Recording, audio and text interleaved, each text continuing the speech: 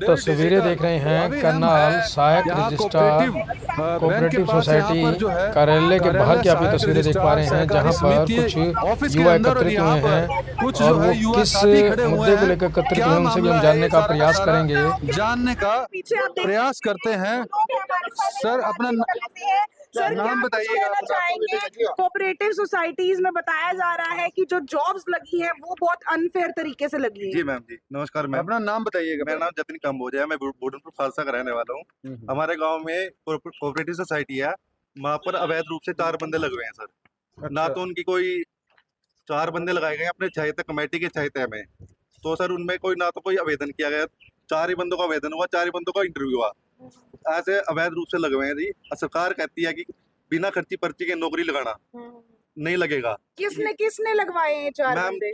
दो बंदे हैं 2022 में। अनु कौशिक थी यहाँ पर AR पहले, तो उन्होंने अप्रूवल दिया यहाँ से, उनकी नियुक्ति हुई थी एंटी कोऑपरेशन ब्यूरो से मैम।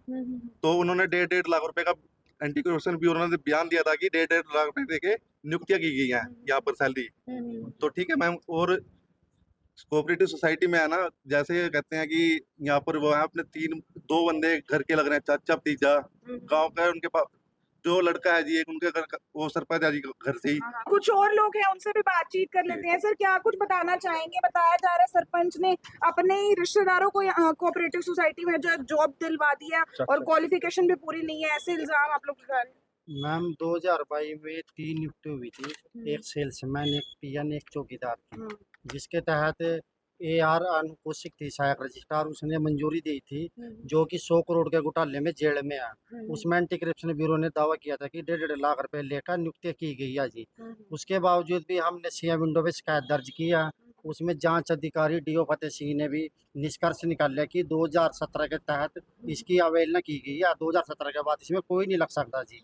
ना तो इन अखबार में कोई विज्ञापन निकाला, ना कोई इंटरव्यू, ना कोई क्वालिफिकेशन, कुछ नहीं है जी। DR साहब के पास हमारा केस भी है जी, अभी तक कोई कार्रवाई नहीं हुई जी। AR के पास भी, हम GM शीतल पान्नू के पास भी गए जी, अभी तक सुनने को कोई तैयार नहीं है जी।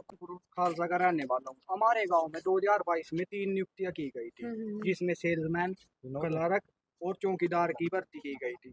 और रूल के हिसाब से इनकी डिग्री BA होनी चाहिए या 12वीं होनी चाहिए, और 10वीं पास को नौकरी दे रहे हैं क्लर्क की या सेल्समैन की। आपको कैसे पता 10वीं पास है? कोई प्रूफ है? प्रूफ नहीं है जी इसमें। उनको माने जब CM विंडो लगाई थी तो हमें डॉक्यूमेंटों में 10वीं दिखाई गई, जब रूल के अकॉर्डिंग BA होनी चाहिए। हाँ जी। तो क्या आप कहते हैं कि आप ये पूरा खर्ची पर्ची का मामला है, पैसा लेके लगाया गया है और पूरी पर्ची चली है और पूरी खर्ची चली है? जिन पर आप आरोप लगा रहे हैं सरपंच, क्या नाम है उनका? शमशेर सिंह है। शमशेर सिंह। कौन से गांव के सरपंच है? गांव बूढ़नपुर खालसा के। किस किस को लगवाया उन्होंने? अपने भाई को और अपने बेटे को लगा दिया गया। तो गांव में और भी पढ़े लिखे युवा BBA MBA BSc, और मैंने सुना 5 गांव की मिलके एक होती है ना कोऑपरेटिव सोसाइटी। हाँ जी हाँ जी। गाँव बूढ़नपुर खालसा, छपरियो टपरियो और मैम कलरी ननेड़ा और ये पटेड़ा गाँव जी, ये इनकी गाँव की है जी। और अपने चहेतों को इसमें कमेटी मेंबर बनाया गया है और अपने ही चहेतों को लगाया गया है इसमें जॉब पे। ठीक है। हाँ जी। आप क्या चाहते हैं? प्रशासन से क्या चाहते हो आप? प्रशासन उसको प्रमाणित करते हैं। दस्तावेज सर हमारे पास एक कॉपी है सर जी। क्या प्रशासन से क्या चाहते हैं कि सर हमने CM विंडो लगाई थी, फतेह चाहिए? सिंह हमारे अधिकारी चुने गए थे, तो फतेह सिंह ने ये बात बोली कि गलत लगे हुए हैं। तो यहाँ पर DR सर के पास कोर्ट में नहीं आया कुछ भी प्रूफ। हमने DR सर से मिले, DR सर कह रहे मेरे पास कोई प्रूफ नहीं आया यहाँ का। हमने CM विंडो लगाई थी जो नियुक्ति हुई थी सर। ठीक है जी। तो सरकार से CM साहब से क्या CM साहब से ये कहना चाहते हैं कि ये बिना जो खर्ची पर्ची देके लग रहे हैं जी, इनको हटाया जाए, सही रोजगार दिया जाए जी। जो काबिल जो युवा हैं उनको नौकरियां दी जाए, यही मांग करते हुए नजर आ रहे हैं। हाँ जी हाँ जी सर। गांव में बहुत पढ़े लिखे हैं सर, 5 गांवों की सोसाइटी है। आप देख सकते हो कि एक ही गांव के 3 बंदे लग रहे हैं बूढ़नपुर खालसा के। इनके सैलरी का भी कुछ इशू आप कह रहे थे, PF वगैरह का मैटर हो रहा है। गाँव बूढ़नपुर खालसा में कोऑपरेटिव सोसाइटी है 5 गाँव की। बूढ़नपुर खालसा, टपरियो, छपरियो, कलरी खालसा, पटेड़ा गाँव की है। इसमें मैम हाई कोर्ट ने स्टे लगा रखी थी 27 नवंबर 2024 को, इनके वेतन में वृद्धि नहीं हो सकती। तो हमने CM विंडो में शिकायत दर्ज की थी। उसमें फिर हमने ये इसमें भी इनकी वेतन में वृद्धि, ये अप्रूव भी हमारे पास PF भी है, इनका छठे सातवें महीने में 2025 में 5-6 हजार की बढ़ोतरी हुई। इंक्रीमेंट हो गई। 5-6 हजार PF का मतलब है 20-25 हजार रुपये तनख्वाह बढ़ना। तो इसमें भी हमारा जांच अधिकारी 100 करोड़ इंस्पेक्टर नीलोखेड़ी से नियुक्त किया गया, जो कि हमको 1 नवंबर को 1 अक्टूबर को तारीख दी गई। जैसे हम 1 अक्टूबर को आए, जिसकी हमने कंप्लेंट दे रखी थी, उनके साथ गाड़ी में बैठ के आया, उनके साथ कमरे में बैठ के सेटिंग कर रहे जी अपनी। हमने उसको बोला भी कि आप जांच अधिकारी हो, आप हमारे सामने कैसे बात कर रहे हैं इनके साथ। तो उसने तारीख दे दीजिए हमें, आज की तारीख थी। जैसे हम तारीख पे पेश हुए तो हमने अपने सबूत दिखाए, बोले इस पे अटेस्टेड करा के लाओ, सेल्फ साइन करो। बोले आप कैसे इंजाम लगा रहे, आपके पास हम आपके ऊपर केस लगा देंगे, झूठा आरोप लगा देंगे। अच्छा, आपको धमकी दे रहे हैं या तो पाया गया है जी। खर्ची में एक तो हिस्सा मांग रहे हैं उनसे, हाँ और जी। साथ में आपको धमकी भी दे रहे हैं। धमकी, जिसके साथ ये देखो जी बढ़ोतरी है जी, ये देखो जी पीएफ की बढ़ोतरी 7वें महीने में 5,998 PF बढ़ाया गया 23,574, यानी कि इनकी तनख्वाह इस टाइम 1,20,000 रुपए तनख्वाह जी।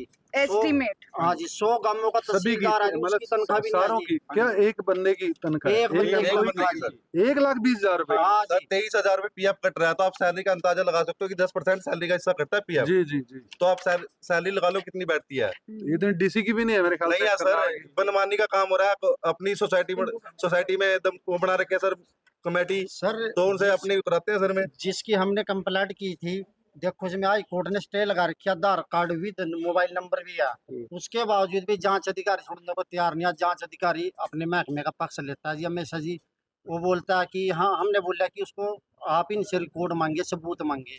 उनसे कोई रिकॉर्ड सबूत नहीं मांगा गया, उनसे सिर्फ बोले इन्होंने अपने बयान दिए विधायक थे। कौन ना है तो आपके? मरते बयान पढ़ाया विधायक गया हमारे जी। राम कुमार कश्यप जी हैं। राम कुमार कश्यप जी से हाँ, मिले, विधायक कुछ राम गुहार कुमार लगाई उनसे? नहीं सर, मिलके? ऐसा कुछ नहीं है हमसे। अच्छा, मिलके इस गुहार मामले को लेकर डीसी साहब को मिले कहीं किसी और बड़े अधिकारी इस हिसाब से मिलेंगे सर। पहले हम अपने अधिकारियों से एक बार देख रहे थे, यहीं से सोल्यूशन हो जाए, तो कल देखते हैं डीसी साहब के साथ जाएंगे। और धमकियां भी देते हैं सर जो दूसरे पार्टी वाले हैं। आज ये भाई बैठा था तारीख पे, तो इनको बोलता अपनी या तो एप्लीकेशन उठा लो सिया विंडो, या आपको ऊपर केस कर देंगे, जुर्माना लगा देंगे अपने ऊपर, जुर्माना लगा देंगे। या 100 करोड़ जी है। जो जो मेरे को अधिकारी धमकी हैं। देते हैं सर, तो अपनी सिया विंडो उठाओ सर। मैंने सिया विंडो लगाई थी सर उसके बारे में, जो गलत तरीके से लगे हुए हैं, इसलिए तो मेरे को करते जी। धमकी देते हैं सर में जान से मारने की।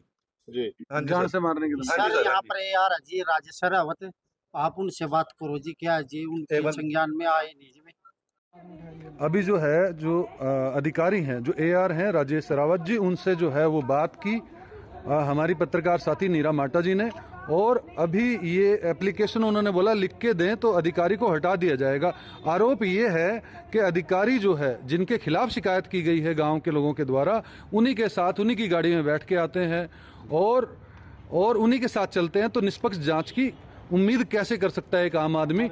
ये लिखित में भी जो है एप्लीकेशन जो है वो दिखा रहे हैं। और हम लोग सर से भी मिलके जो है कुछ दिन बाद इस पूरे मामले की फॉलोअप जो है जरूर लेंगे।